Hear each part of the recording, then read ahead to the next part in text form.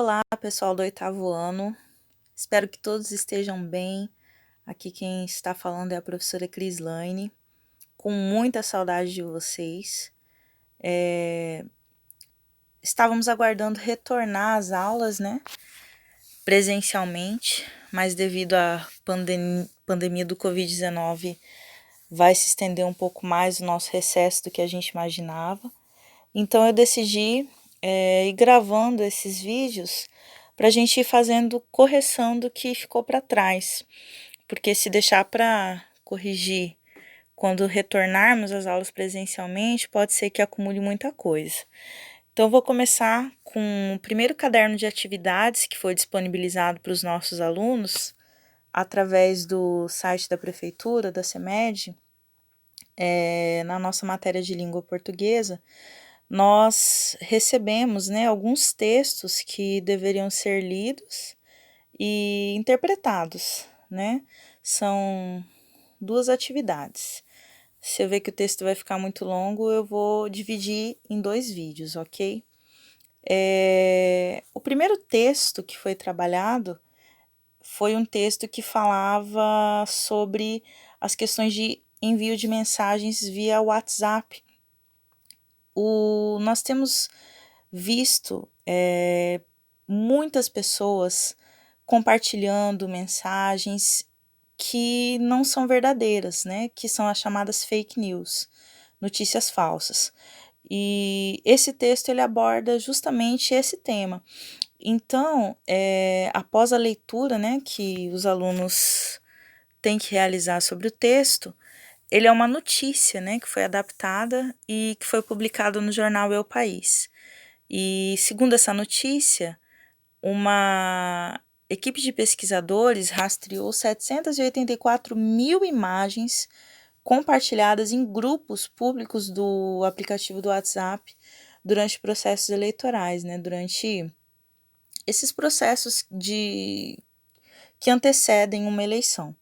Então é muita mensagem falsa, né? E se nós não temos cuidado para descobrir qual é a fonte das nossas mensagens, a gente acaba também distribuindo coisas que não são verdadeiras.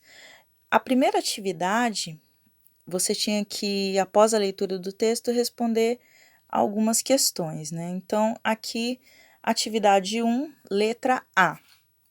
Na última década, o debate sobre as notícias falsas, também conhecidas como fake news, tem ganhado mais importância. Você já se deparou com alguma situação envolvendo fake news? Explique. Pode ser que alguém ainda não tenha se deparado, mas provavelmente grande parte dos alunos já se deparou com alguma mentira, né, que foi propagada pelos grupos de WhatsApp. Essa pergunta, ela nos dá uma abertura de resposta pessoal, que a gente fala. É uma resposta subjetiva. Então,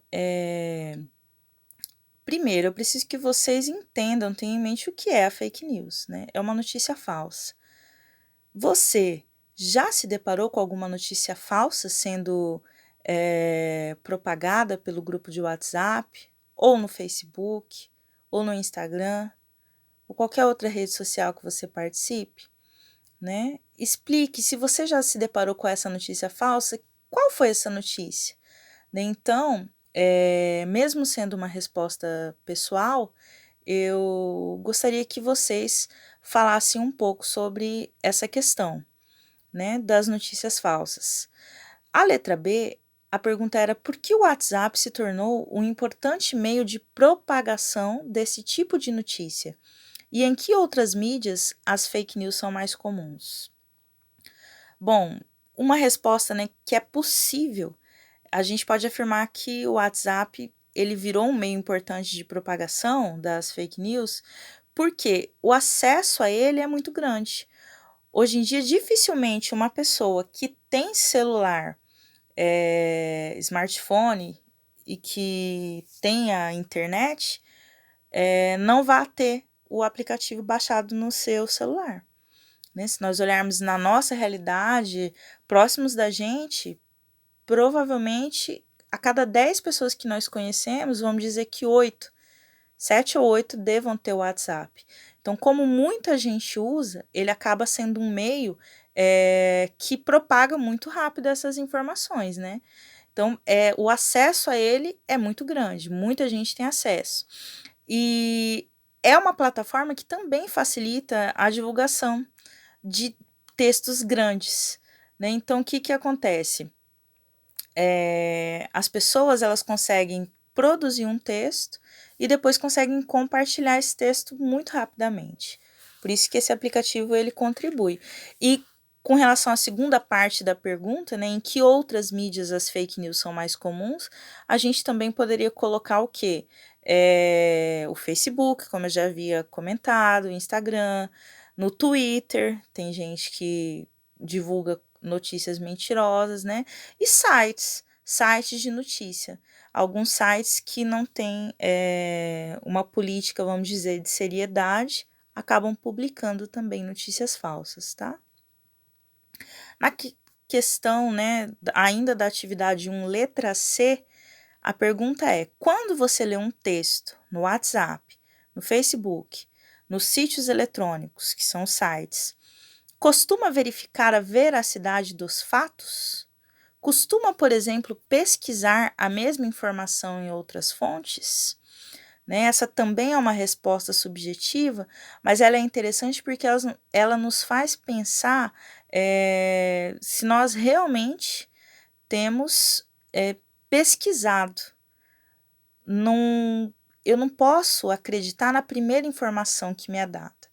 Né? Se você recebe uma notícia, o mais correto a se fazer, se é de uma fonte que você desconhece, se é de algum site que você nunca ouviu falar, ou de uma pessoa que você não sabe da seriedade dela, o mais correto é você pesquisar em outros sites, outros locais, para ver se essa informação realmente é verdadeira ou não.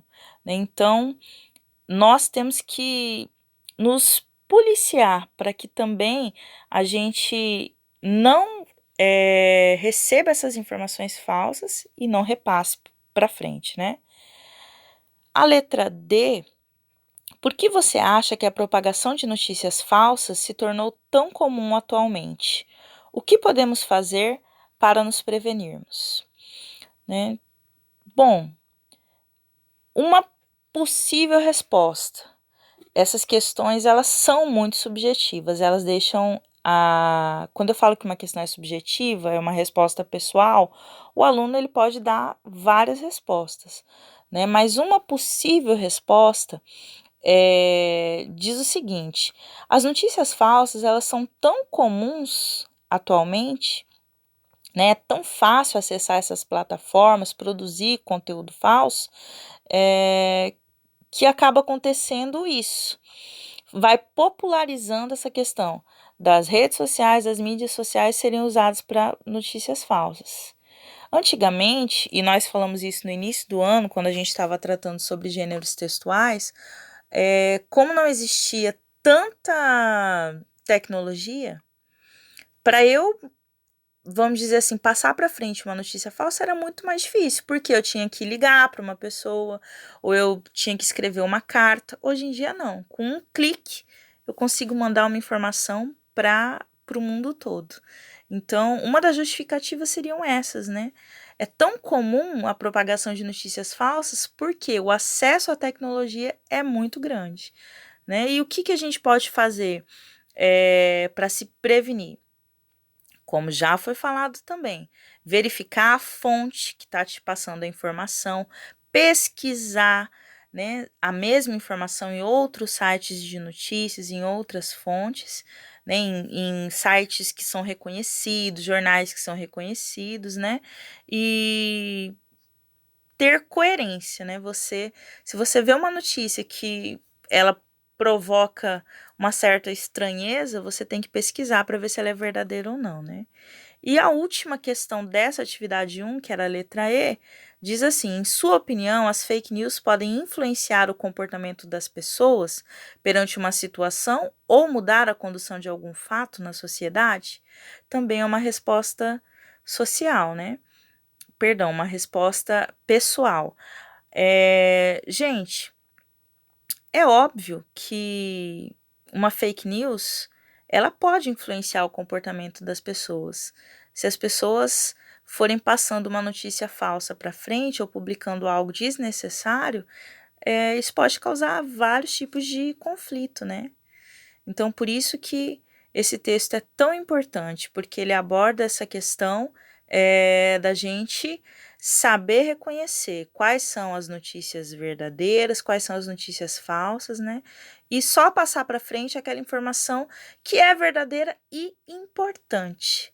Tem coisas que são verdadeiras, mas não são importantes serem repassadas para frente, né? Então, vocês que são alunos do 8º ano, que estão quase aí, né, entrando no ensino médio, já tem que ter esse discernimento do que é certo e do que é errado, ok? A atividade 2, como a gente está vendo aqui, ela também está baseada no texto 1 que a gente leu agora, né? Mas só que ela é vamos dizer assim, uma produção, né? Você vai ter que elaborar um texto falando sobre as consequências das fake news para a sociedade brasileira. Quem já fez o texto, quando nós retornarmos às aulas, eu posso ler esse texto no caderno de vocês ou na apostila, como vocês preferirem. Se vocês quiserem adiantar, vocês também podem mandar para mim a foto do seu caderno ou o seu texto via e-mail. Eu vou disponibilizar o meu e-mail para vocês também, tá? Para a gente poder já ir fazendo a correção. Não se preocupem. O que der para a gente corrigir à distância, a gente vai corrigir à distância. E o que não der, nós vamos nos reunir. E aí, vamos colocar tudo em dia, ok? Eu vou terminar esse vídeo por aqui, porque ele já vai passar dos 12 minutos.